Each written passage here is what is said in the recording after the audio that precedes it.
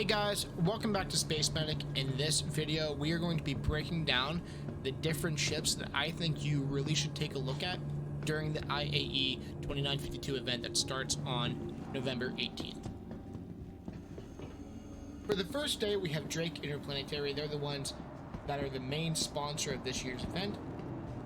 If you guys have time, just quick disclaimer, check out all of the ships. Obviously, they're free to fly, so there's no reason you can't try them all out. But I know it takes time, so these are the ships that I think you should check out if you're only going to check out a couple. The Cutlass Black, that's their basic Cutlass. I think you could pretty much skip that. Definitely check out the blue. There's not a lot of Cutlass Blues in the verse that I've seen. I've actually never seen a Cutlass Blue in the game. I've only seen the renders on the website. The Cutlass Red is great. I did do a breakdown of that ship in a video. I'll put a card here for it in the link in the description. You could probably skip that unless you're wanting to do some specific medical gameplay during the event. The Cutlass Blue is the police type vehicle of the universe. It's for those people that want to be bounty hunters. The Cutlass Steel, this is a good ship to check out instead of just that base variant, the Cutlass Black. This is only really if you have multiple people you want to play with, because otherwise it's just a Cutlass. If you're not flying with multiple people in your ship, it's not going to be worth checking out because it's going to be basically the same as the other Cutlasses. It has more seats and it has some turrets for people to man, but you as a pilot, you're not really going to notice anything. If you guys are wanting to see what Drake offers in terms of cargo, then the Caterpillar is going to be great for you. I would at least recommend walking around the ship even if you aren't going to fly it. It is pretty cool looking, it's pretty unique, so if cargo or taking trips, doing runs with different cargoes and goods is something that you think you'd want to do in the game, check out that ship, do a run or two. The Buccaneer, you're probably pretty good to skip unless you're wanting to do some dogfighting. It's Drake's fighter. And then the number one ship that I think you guys should take a look at from Drake is definitely going to be the Drake Corsair. This is a large exploration ship. It's going to be big, and for you new players where you're probably not going to want to drop the money in the pledge shop to actually fly a large ship, this is a perfect opportunity to get to fly one without having to pay for it, either with real money or in-game. Real nice stuff. Moving on to day 2, or November 19th, we have Origin Jump Works. Now this is where it changes up a little bit, where I'm going to suggest some ships that you can completely skip if you're not wanting to buy a game package. So first off, if you guys are wanting to buy a game package or thinking about buying a game package, of course I would always recommend the Avenger Titan. That is something that I've said in past videos. But if you're wanting to get an Origin ship, the 100i is a game package that you can buy. So definitely check out that ship in game. Fly it around, see if it's something that you would like. And then the same for the Origin 125A. I did pledge for this ship for a little bit. I converted my RSI Aurora to the 125A. Had a lot of fun. Just been upgrading since then. But check this ship out if that's something that you think you'd want to do, is to upgrade to an Origin ship or convert your ship to an Origin ship. The 300i can probably be skipped. It's going to be very similar to the 100i 125A. It's more luxurious. But honestly, guys, you're better off flying other ships. And then, of course, there's the 325A. This is the fighter ship, so if you guys are wanting a ship that's more dedicated to being a fighter, then the Origin 325A is going to be your ship. 350 is one for racing, so if you want a quicker ship, then choose the 350R over the 325A. Obviously, you guys need to fly the 400i and the 600i, and the number one ship that I would recommend flying would be the 890 Jump. It's the biggest ship that they offer. It's a capital size ship. You guys will have a lot of fun. It might be a little hard flying by yourself, so grab a few friends if you can. Otherwise, join a Discord and see if there's anyone available that you can fly with. An honorable mention for anyone that wants the fastest ship available, at least that's made by Origin, it would be the M50. So if that's something that you want to do, something that's fast, it's a racing ship, grab that one. Alright guys, day 3, November 20th, what are we flying? I would highly recommend first ship that you fly, the Avenger Titan. That's the ship I always talk about. That's the ship I think everybody should pledge to if they can afford it. It's a great ship. If you guys want to fly the variants, like the Stalker, which has some built-in bounty hunter cages in the back, or the Warlock, which has an EMP generator, you can fly those as well. There's also the Titan Renegade. It's a special edition of the Titan. It just has some custom paint and loadout. It's not any different than the Titan other than that special look to it. So you might as well fly it, but just know what the Titan looks like as well if that's something that you're wanting to pledge towards. I really think you guys should fly the Aegis Eclipse. It is a stealth bomber, and it has heavy torpedoes. It's a pretty cool looking ship. It definitely had some inspiration from the B-2 stealth bomber that we see in real life here. So if that's a ship that you guys would like to fly, check out the Eclipse. I think you guys would also like the Aegis Redeemer. It is a powerful gunship, and it is really, really cool looking. This is another ship that if you have some friends to fly with, I think you'll really enjoy it. It is another big ship, so if you guys aren't a fan of the big ships, you could skip this one. While salvage gameplay isn't in the universe yet, if you would like to see what a salvage ship looks like, the Aegis Reclaimer is going to be the ship for you. Again, if this is something that doesn't sound interesting, skip it. However, I think everyone would benefit by at least walking through the ship, especially if it's going to be one of the ships that they have on display. And then, of course, the number one ship that I think you should fly from Aegis would be the Hammerhead. It's a multi-crew ship. If you guys watched my previous video on purchasing the Constellation Phoenix, then you will have seen that I walked through the Hammerhead. It's a very expensive ship, very big ship, so most people aren't going to get an opportunity to fly the ship other than during these free fly events, so definitely check it out, even if you just walk through it. It's a really cool ship. These large ships, if you don't like flying them, walk through them. They're really cool aesthetically, and each of the manufacturers give their own flair to the large ship idea. On day 4, November 21st, we have the alien manufacturers. Guys, I'm just going to say it now, I recommend flying every single one of these ships. If you fly the Talon, you could skip over the Talon Shrike or vice versa. The Shrike is armed with extra missiles, whereas the Talon just doesn't have those. They're identical ships otherwise. I did do a breakdown of the two in my Talon video if that's something that you guys are interested in. But I would just recommend going down the list, flying every single one of the ships. If you don't like the speeder type bikes, you can skip the Nox because that's what it is. But every other ship is really interesting. The number one ship that I would recommend flying would be the Glaive. That's how you pronounce it. And then, of course, the Prowler. And I'm going to tie that with the Talon. I think those are two really fun ships. The Asperia Blade is a pretty cool ship as well. I mean, honestly, I could say something great about any one of these alien ships just because they're so different to what we're seeing from the other manufacturers because they're the alien ships. And they are hard to come across. They only get sold during Alien Week. So if you guys want to fly cool ships and you don't want to have to wait until the next free fly event, definitely check out every single ship that the alien manufacturers have to offer because you're not going to regret it. Day 5, we got Anvil Aerospace, which is November 22nd. I would highly recommend looking at the Arrow. It's a pretty cool ship. It's a fast fighter, and if fighters are something that you guys like, I think you'll be happy. Ironically, while I love Anvil and their ships, I don't think there's a lot that you have to see. If you see ships that you think sound interesting to you for your specific needs, check them out. But the F-7C Hornet, it's a medium fighter. It's nothing special, at least in my opinion. But if you think you might want to pledge for it, check it out. There are several different variants.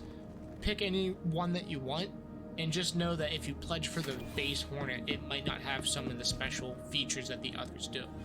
Of course, the Anvil Gladiator, it is a 2-person dive bomber. It is pretty cool. The Anvil Hawk is another ship that I think is at least unique if you guys want a cool looking ship with the wings expanding as they do. The Anvil Hurricane is a heavy fighter, and they say it has an almost excessive loadout. If you guys like ships that hit pretty hard, then the Hurricane might be for you. And other than that, I mean, there's nothing that I think you have to see for Anvil. The number one ship that you do need to see, all previous statements aside, is the Anvil Carrack. It's a giant ship. Every time that there's a free fly event like this, I always hop in it. It's one of my favorite to fly, and it's definitely my favorite from Anvil. Other than maybe something like the Arrow, it's a pretty fun ship to fly as well. But the Carrack is a big ship. It's the one that you're gonna get lost in. But with that, we can move on to day 6, November 23rd. Argo, they have some Grey Cat, CNOU, and Kruger. So let's go through what I think you should fly or drive on day 6. So if you're into mining or you think you might want to be into mining, the Argo Mole is going to be for you. It is a multi-crew mining ship. And while I haven't flown it myself, I have heard that it is a pretty fun ship to fly around the verse. The CNOU Nomad, this is going to be a ship that you should fly if you think you might want to pledge for it. It is a pretty fun ship either way, so even if you don't want to pledge for it, if you're looking for a ship to fly that day, the Nomad is probably going to be it. It's pretty fun. And of course, I would also recommend the P-72 Archimedes by Kruger. It is just a variant on the Merlin. It's a fast ship. It doesn't have a quantum drive, so don't expect to be getting from planet to planet or different locations on the same planet, because you're not going to be able to. You can exit atmosphere. You can fly it everywhere just at regular speed without quantum jumping. But it's just a fun ship to whip around locally. If you're a new Babbage and you want to fly around, see some of the city or the planet, go ahead. It's a fun ship. It's fast, and you'll have a blast. Day 7, we have Crusader Industries and Tumbrel Land Systems. I'm going to be honest, guys. I love Crusader. I love what they do. If you guys have seen my previous videos, you know that. I'm going to say this is another one. Just fly all of them. They have different variants. Now, they do have different variants. You don't have to fly every single one of them, but I would recommend these if you're not wanting to fly all of them on the list. I would recommend flying the Ares Inferno, and then the A2 Hercules. It is a big firepower bombing ship that can haul cargo. It's pretty fun. If you've seen the Hercules, if you've seen the big ship in the background of some of my thumbnails, it's the Hercules. It's a fun ship to fly. I would also recommend number 1, this is my number 1 pick, the Mercury Star Runner. It's a medium to large size ship. It's pretty big. If you've seen my video dropping the Cyclone out of the Mercury Star Runner, you've seen this ship, you know it's a fun big ship. It's not as big as something like the Hammerhead, but it is still fun to fly regardless, and it's one of my favorite ships in the game. Looking at some ground vehicles, if you want something quick to drive around, then grab the Cyclone RC. It's the racing variant of the Cyclone. And if you want a tank to drive around, then the Nova is going to be for you. Moving on to day 8, we have Misk, and I would recommend flying the Prospector because this is a good entry-level ship for mining that a lot of people can buy in-game with in-game currency, so you don't need to pledge for it in the pledge shop unless you want to, but it's a single-player, single-crew mining vessel, so if mining, again, is something that you want to get into, then the Prospector might be for you if you don't want to worry about having to crew a larger ship. If you guys want a fast ship, then the Misk Razor is going to be for you. They do have a couple different variants. They have a Stealth Edition, the EX, and then they have the Special Edition of the Razor called the LX. It just features reduced maneuverability and an armament in exchange for an extreme straight line speed. So it's going to be faster in the straight line, but it's going to exchange that for reduced mobility, and it's going to have a worse armament of guns because of that. You know, they got to make it lighter somehow. The Reliant is a pretty cool ship. They do have a few different variants. Pick one of them. It's a cool looking ship because it has a wing that kind of flips up. It looks like something straight out of Star Wars. So if that's something that you guys like, you like that sci-fi look, definitely hop into the Reliant. As you guys are going about the expo, you will know that Misk makes more of a grungy, rugged style ship. They're more of the pickup truck type of manufacturer in the universe. So if you want something super flashy, Misk isn't going to be for you, but they do have fun ships to fly around. I would highly recommend checking out the Freelancer. It's a medium-sized ship. It's probably comparable to something like the Cutlass, although people would probably lean more towards the Cutlass if you're wanting to pledge for it in the shop. However, I don't really have a number 1 ship to fly with Misk. Basically, whatever you think is going to sound fun to you, fly it. I'm not a fan of anything other than the Reliant. I guess if I had to pick one, I would pick the Reliant or the Freelancer for you guys to fly, definitely.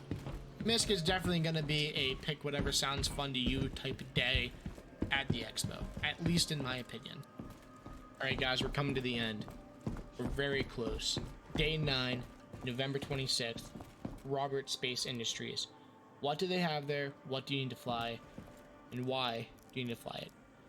First things first, RSI Aurora MR. This is going to be the ship that if you're pledging in the game for as cheap as possible, this is the ship that you're going to be getting.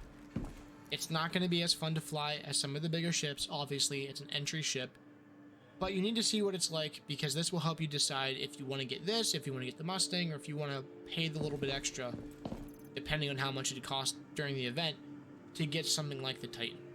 So get the Aurora MR out of the way, because you probably won't want to go back to it once you fly some of the other ships that RSI has to offer.